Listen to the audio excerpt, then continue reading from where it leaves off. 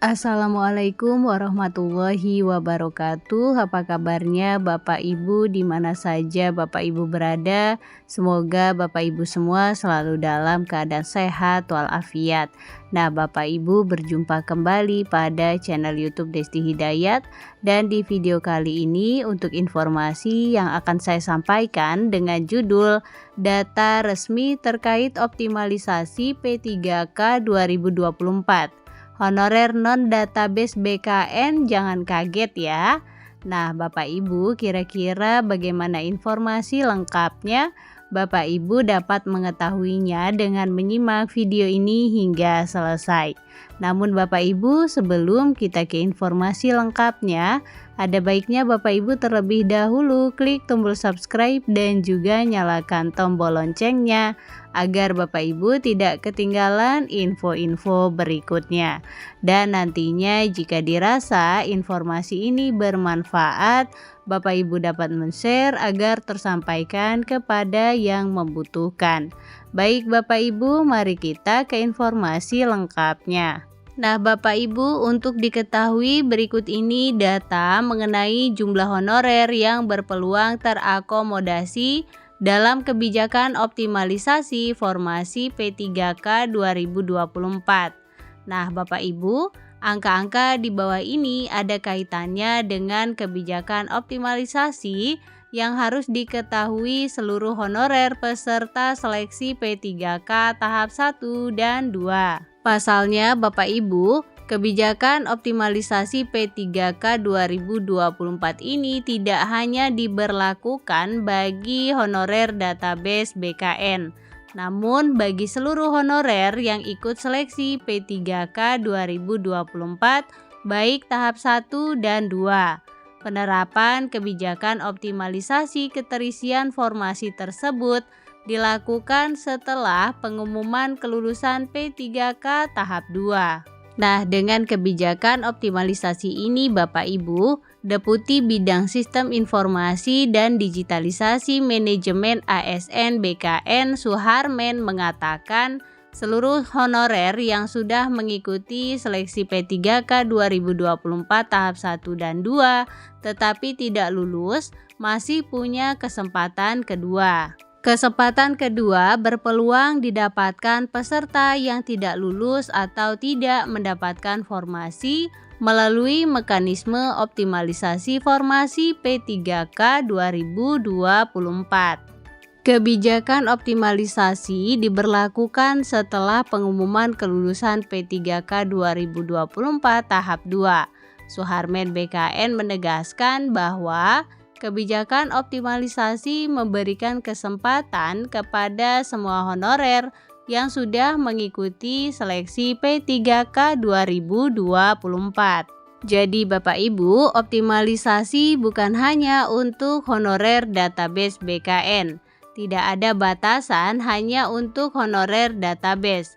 Walaupun masuk database BKN, tetapi bila tidak ikut seleksi P3K 2024, tidak bisa masuk optimalisasi, tegas Suharmen kepada jpnn.com beberapa hari lalu. Nah, untuk diketahui Bapak Ibu, sesuai Kepmenpan RB nomor 347 tahun 2024, kemudian Kepmenpan RB nomor 348 tahun 2024, dan Kepmenpan RB nomor 349 tahun 2024, optimalisasi dilakukan bagi seluruh peserta seleksi P3K 2024, baik tahap 1 maupun tahap 2 yang belum mendapatkan formasi P3K penuh waktu. Nah Bapak Ibu, untuk penentuan kelulusannya dengan perankingan sesuai urutan status prioritas dari masing-masing peserta yang memiliki jabatan dan kualifikasi pendidikan yang sama dengan formasi yang akan dioptimalisasi. Skala prioritas tetap diberlakukan saat penentuan kelulusan jalur optimalisasi ya. Jadi honorer yang masuk skala prioritas jangan khawatir tersingkir, ucapnya. Nah Bapak Ibu, hal senada disampaikan juga oleh Kepala BKN Prof. Judan Arif. Jadi optimalisasi itu diberlakukan setelah P3K tahap 2. Sisa formasinya diisi dengan skema optimalisasi berdasarkan ranking terbaik dan pelamar prioritas, kata Prof. Judan. Nah, bagi yang tidak mendapatkan formasi di tahap optimalisasi, maka akan dialihkan ke P3K paruh waktu yang proses pengusulannya tahun ini juga. Oleh karena itu, Pemda dilarang keras memberhentikan honorer. Nah, Bapak Ibu, berikut ini adalah informasi bagaimana mengukur peluang masuk optimalisasi P3K 2024. Diketahui, optimalisasi diterapkan untuk mengisi formasi yang kosong setelah pengumuman kelulusan P3K tahap 2. Nah, kira-kira berapa formasi yang kosong setelah pengumuman kelulusan P3K tahap 2? Mari kita runut datanya sejak seleksi P3K 2024 tahap 1. Untuk diketahui Bapak Ibu, data resmi BKN menyebutkan jumlah pelamar P3K tahap 1 yang dinyatakan memenuhi syarat mencapai 1.357.205 orang. Adapun total jumlah formasi P3K 2024 secara total nasional adalah sebanyak 1.006.153 kursi. Kemudian setelah selesai seleksi, sebanyak 676.482 honorer dinyatakan lulus P3K 2024 tahap 1.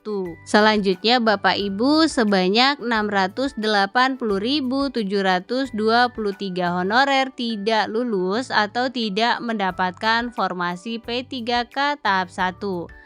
Nah, Bapak Ibu, angka ini data resmi dari BKN. Ada sisa formasi sebanyak 329.671 yang diperebutkan peserta seleksi P3K tahap 2. Peserta seleksi P3K tahap 2 ada sebanyak 863.993, kata Kepala BKN Prof. Judan pada 21 April 2025. Nah, dengan kata lain Bapak Ibu, 863.993 orang memperebutkan 329.671 formasi P3K tahap 2. Nah, selisih antara jumlah pelamar dan formasi mencapai 534.322 orang. Angka ini memberikan gambaran secara umum bahwa persaingan seleksi P3K tahap 2 cukup ketat. Perlu diketahui juga Bapak Ibu, semula pemerintah memutuskan sebanyak 680.723 honorer yang tidak lulus atau tidak mendapatkan formasi P3K tahap 1 akan diangkat menjadi P3K paruh waktu. Namun Bapak Ibu, belakangan ini honorer pelamar prioritas yang gagal pada seleksi tahap 1 masih punya peluang diangkat menjadi P3K penuh waktu lewat kebijakan optimalisasi. Nah, Bapak Ibu, perlu diketahui mekanisme penentuan kelulusan P3K tahap 2 menggunakan sistem ranking dan pelamar prioritas. Nah, Bapak Ibu, pelamar prioritas kategori honorer database BKN yang ikut mendaftar seleksi P3K tahap 2 lumayan banyak. Jumlah honorer database BKN yang mendaftar seleksi P3K tahap 2 ada sebanyak 116.498, kata Kepala BKN Judan Arif Fakrullah di Jakarta pada Kamis 23 Januari.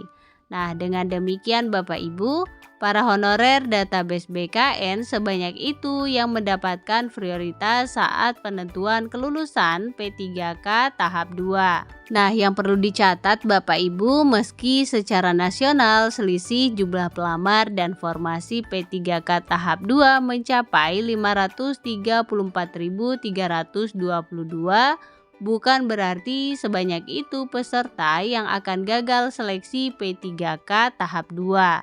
Mari kita bandingkan dengan data seleksi P3K tahap 2, di mana jumlah peserta seleksi sebanyak 1.357.205 orang.